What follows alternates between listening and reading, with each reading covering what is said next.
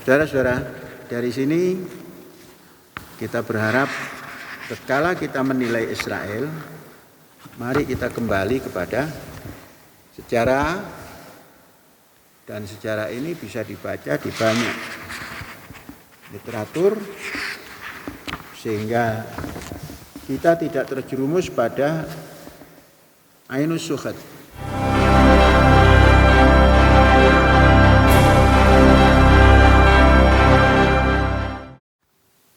Saudara-saudara, berbicara tentang Israel atau Yahudi dulu, ini tidak bisa lepas dari berbicara tentang Nabi Ibrahim. Seperti halnya berbicara tentang Islam juga tidak bisa lepas dari Nabi Ibrahim. Juga berbicara Nasrani tidak bisa lepas dari Nabi Ibrahim. Nabi Ibrahim itu dinamakan Abraham, itu bapak segala bangsa artinya.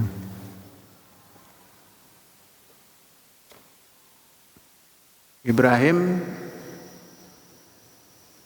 sudah kita sebut kemarin memiliki putra, yaitu Ismail dan Ishak. Dari Ishak inilah nanti yang akan keluar Bani Israel.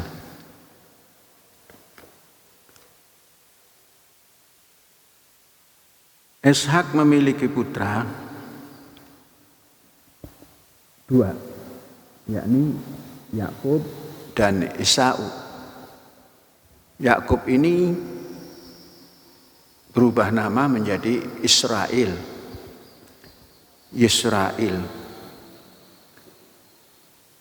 Yakub mempunyai putra yang sudah kita kenal 12. Tatkala Yusuf dalam mimpinya ini ra'aitu ahada asyara kaukaban.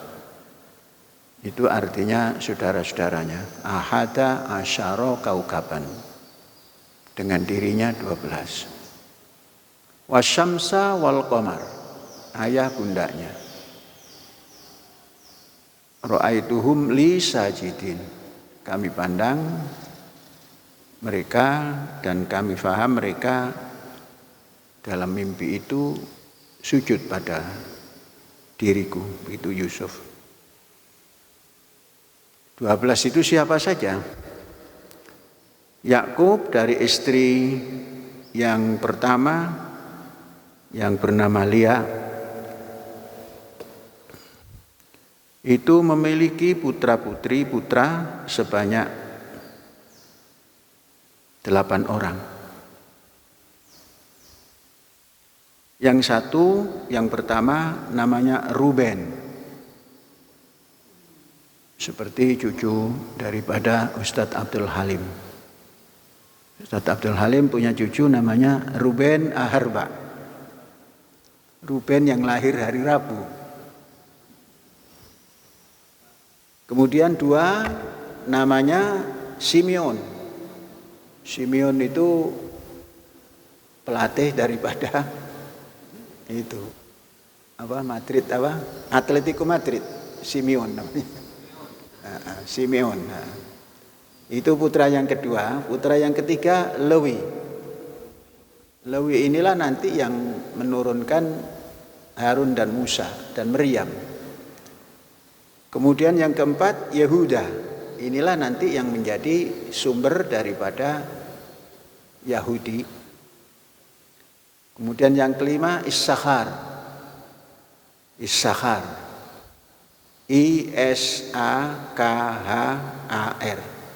Issakhar. Yang keenam Zabulon. Itu dari istri Lia yang bernama Lia. Kemudian dari selir yang kemarin kita sudah terangkan apa itu selir. Kalau dalam Al-Quran dinamakan au mu'minatin wahabat nafsaha lin nabi. mukminah yang menyerahkan dirinya kepada Nabi. Kemungkinan dari dasar itu keluarlah di kesultanan bernama Selir. Dari Selir pertama nama Bilkha. Bilkha. Bilkha. Punya putra namanya Dan. Berarti putra Yakub ketujuh, Dan. Kemudian yang kedelapan, dua putra dari Bilkha ini, putra kedelapan, Naftali. Kemudian dari Selir yang kedua, tadi Selir pertama, Selir kedua sekarang, Zilpa. Zilpa punya dua anak, yakni anak ke-9 Yakub, Gad, G-A-D-A. Yang ke-10 Asyir, A-S-Y-I-R. Baru istri yang kedua namanya Rahil. Inilah yang memperanakkan Yusuf alaihissalam dan Binyamin. Yusuf anak yang paling dicintai oleh ayahandanya. Kemudian Binyamin dinamakan Binyamin, anak kanan, karena begitu lahir ibundanya wafat. Maka Yakub menamakan Binyamin, anak kanan. Kanan, Bin itu anak, Yamin kanan. Artinya anak keberuntungan. Inilah 12 daripada Bani Israel yang nanti menurunkan banyak sekali bangsa-bangsa. Itu pula yang disebut oleh Al-Quran kisah tentang Musa. Kemarin sudah diterangkan wa idistasqa Musa. Gimana? Wa idistasqa Musa liqaumihi anidrib bi'asokal hajar famfajarat min husnata asyrata aina. Keluar 12 mata air. Kalau itu kita terjemahkan letterlet ya 12 mata air.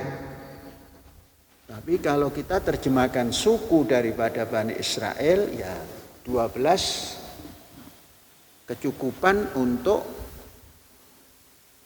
12 suku ini, 12 putra Israel ini.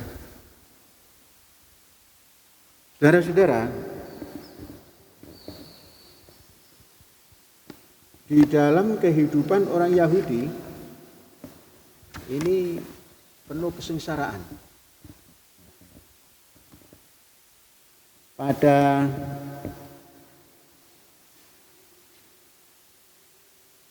tahun-tahun awal tatkala Nabi Ibrahim itu masanya 2000 sebelum Masehi. Kemudian dilanjutkan ketika itu tanah di Kan'an yang dihuni oleh bapak moyang Yahudi yaitu Ibrahim alaihissalam dan putra-putranya itu termasuk tanah yang gersang. Gersang maka mengembara. Orang-orang Yahudi atau bangsa Yudaisme atau bangsa Yahuda itu mengembara kemana-mana, berdiaspora untuk mendapatkan rezeki. Di dalam berdiaspora ini mereka tetap mengatakan bahwa negaraku adalah Palestina. Kan'an itu sama dengan Palestina.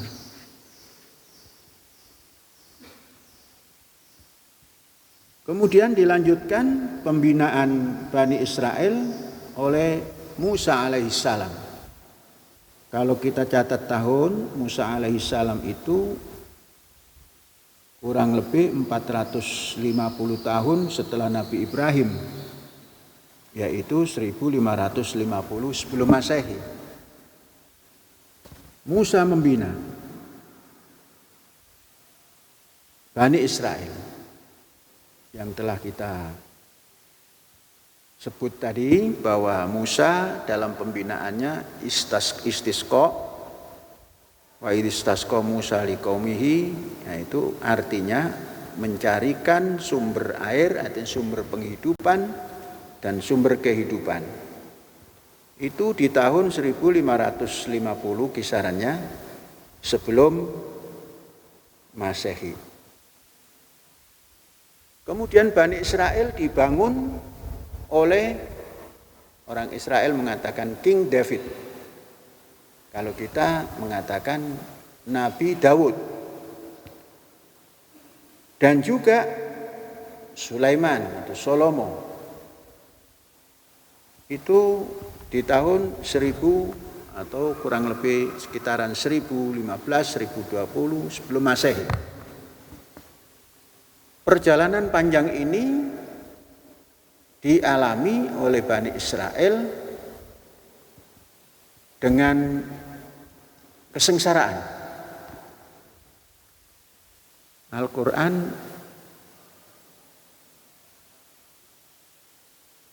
yang paling ahli tentang keisraelan itu sesungguhnya Al-Quran.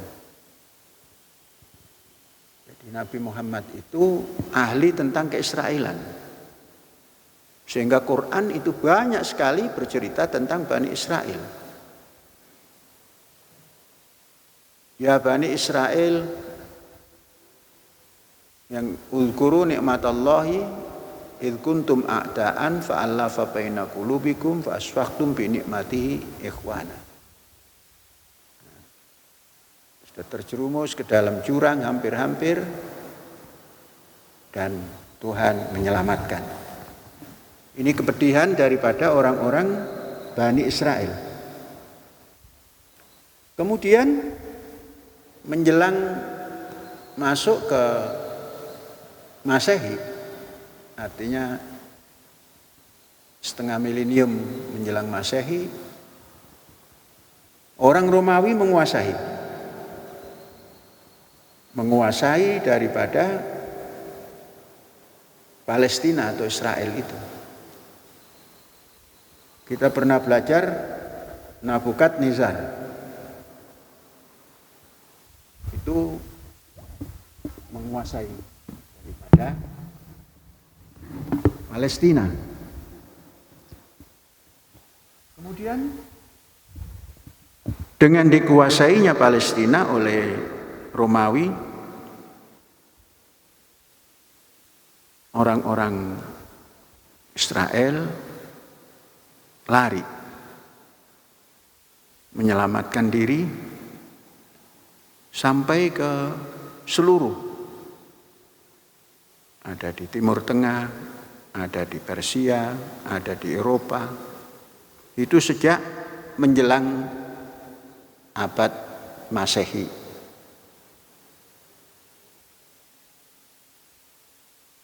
Saudara-saudara, bangsa Romawi menguasai Israel ini, menguasai Palestina ini ratusan tahun. Dan orang Israel berontak, tapi belum mendapatkan waktu untuk menang. Kemudian yang selamat tidak kena bantai daripada tentara Romawi itu mengungsi. Maka kita pernah mendengar di Madinah tatkala Rasulullah itu ada Bani Quraidah, ada Bani semua, Bani Salim dan sebagainya, yang semuanya itu orang Yahudi. Itu hasil diaspora daripada tekanan orang Romawi, kemudian orang-orang Israel atau Bani Israel melarikan diri, mengungsi, mencari hidup.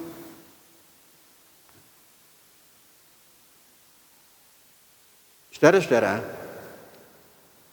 baru setelah Masehi tahun 700-an, tatkala Islam datang, kekhalifahan datang, Palestina dikuasai oleh orang Muslim. Sejak dari Bani Umayyah, Abbasiyah, kemudian Utsmaniyah. Di tahun 700 sudah mulai menguasai Israel dan dimasukkanlah banyak orang Arab ke situ. Jadi orang Arab itu baru masuk tanah Palestina adalah kurang lebih tahun 700. Yang kemudian menjadi penghuni di situ dan bermustautin di situ. Namun bangsa Yahudi atau orang Yahudi itu selalu berusaha untuk kembali ke tanah yang dijanjikan, yaitu Palestina. Palestina itu ya Israel, Kan'an itu Palestina, Palestina itu ya milik Bani Israel. Nah, ini kalau ditinjau dari sejarah yang asal muasal daripada para nabi. Jadi orang Arab baru masuk ke situ tahun 700. Sedangkan dari zaman Musa yang 1500 sebelum Masehi, zaman Daud sampai setelah Masehi 700,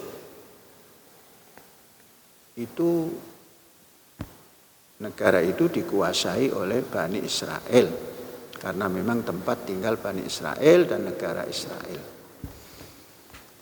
Setelah 700 orang Arab masuk, kemudian menguasai Palestina, maka semakin berdiaspora lagi, melanglang buana lagi ke Eropa, ada Jerman, Prancis, Spanyol, Italia, Inggris, Amerika Latin, Amerika Serikat. Dan jumlah mereka terus bertambah banyak. Sudah berjuta-juta.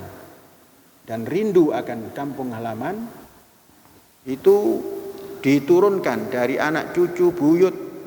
Ya kalau sudah ribuan tahun itu bagaimana ya? Buyut. Canggawareng. Udek-udek siwur dan lain-lain.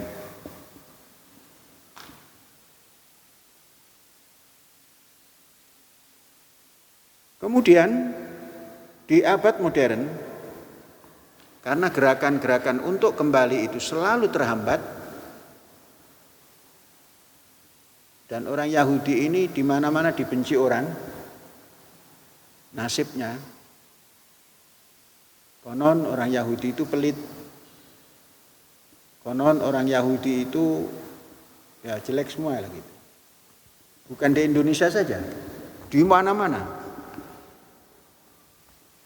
Nasib orang Yahudi seperti itu. Di abad modern, kurang lebih di tahun 1900-an,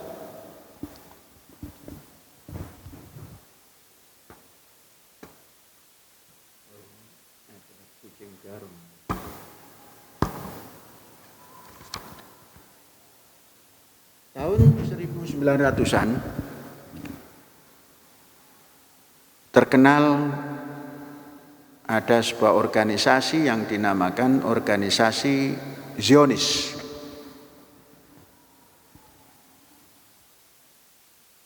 Organisatornya yang mengorganisir itu bernama Dr. Theodor Herzl. Dr. Theodor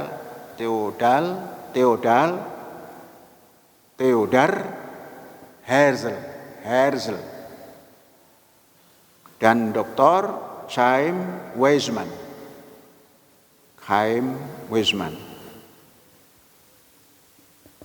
Mula-mula yang dituju pada Sultan Hamid, Sultan Turki kedua, Sultan Hamid, Sultan Turki yang sedang menguasai Palestina dengan harapan orang Yahudi boleh kembali ke Palestina. Ketika itu Sultan Hamid menolak karena khawatir akan terjadi clash antara orang Arab dan orang Yahudi. Sedangkan Sultan Hamid itu bukan orang Arab, orang Turki. Maka kecewa, baru tahun selanjutnya mengadakan Kongres Zionis. Sejak kongres itulah di 1903 Yahudi yang ada di Eropa dan yang ada di Palestina yang tinggal sedikit itu dan ada di Timur Tengah mengadakan musyawarah atau kongres yang menetapkan hasil kongres itu bahwa harus kita kembali ke tanah leluhur yang sering kita kenal dengan Zionis, kembali ke Bukit Zion. Bukit Zion itu ya Yerusalem itu ya Palestina. Dari hasil kongres ini, maka orang Yahudi punya harapan untuk kembali ke negerinya, sehingga pada 14 Mei 1948 negara Israel berdiri. Nama resminya Madinah Israel.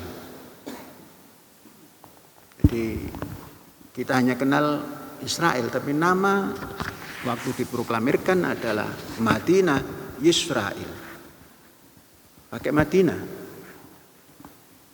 Seperti Madinah An-Nabi. Madinah Al-Munawwarah itu orang menyebut dulu Madinatun Nabi. Nah, Israel menamakan Madinah Yisrael. Kalau kita tanya lagu kebangsaannya juga, lagunya artinya harapan. Jadi terus berharap untuk bisa masuk ke dalam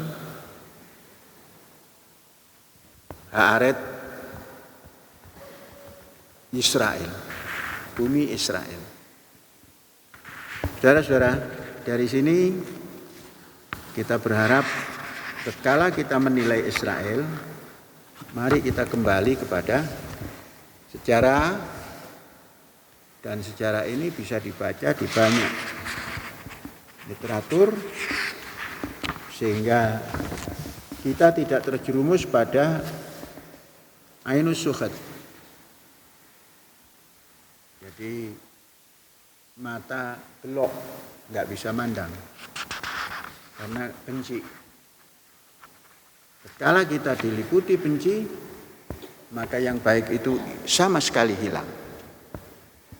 Dan sebaliknya kalau kita diliputi mata kita dengan mata cinta, tidak pernah melihat bobroknya yang dipandang, maka kita harus jauh daripada ainur ridho dan ainus syuhud. Tapi kita harus memiliki ini, lahum qulub yaqiluna biha wa lahum adzan yasma'una biha. Nah, supaya tidak ulaika kal an'am. Saudara-saudara sekalian, kemudian kita juga pernah mendengar bahasa Yudaism. Yudaism itu ya agama Yahudi.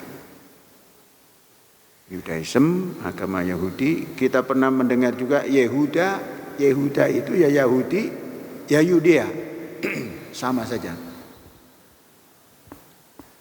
Orang Romawi dan Yunani menyebutkan bukan Yahudi tapi Yudea.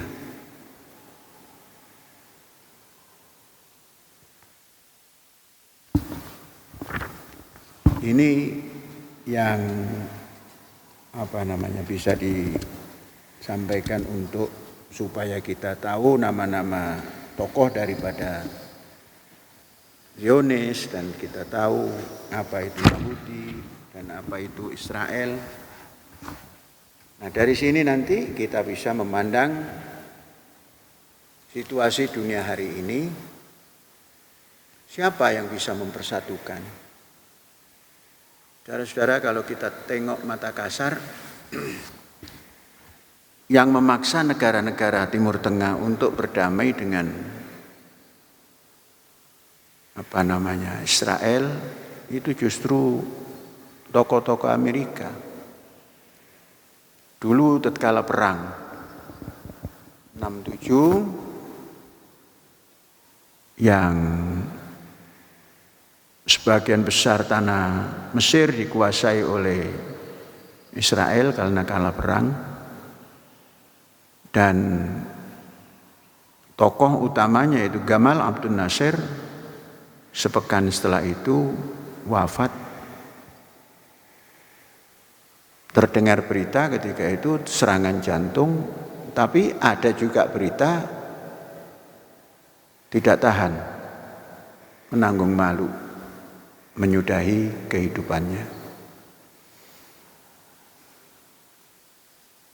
Kemudian didamaikan, pendamainya yaitu kalau tidak salah Jimmy Carter dengan perjanjian Camp David. Maka Gurun Sinai diserahkan kembali kepada Mesir, dan Mesir menjalin hubungan diplomatik dengan baik. Kemudian yang hari ini presiden yang dianggap urakan yaitu Trump, apapun tidak mempan itu Trump itu. Ya corona saja ditentang. Corona itu ditentang. Suruh pakai masker, dibuang maskernya. Saya sehat katanya. Itu mendamaikan. Jadi nyeludak tapi mendamaikan. Beberapa. Sekarang sudah Sudan sudah masuk. Sebentar lagi Oman. Kalau Arab Saudi itu sesungguhnya sudah, cuma mungkin menimbang-nimbang. Mengapa bukan Indonesia yang ikut sumbang? Nah, karena Indonesia ternyata belum levelnya, mengakui saja belum berani.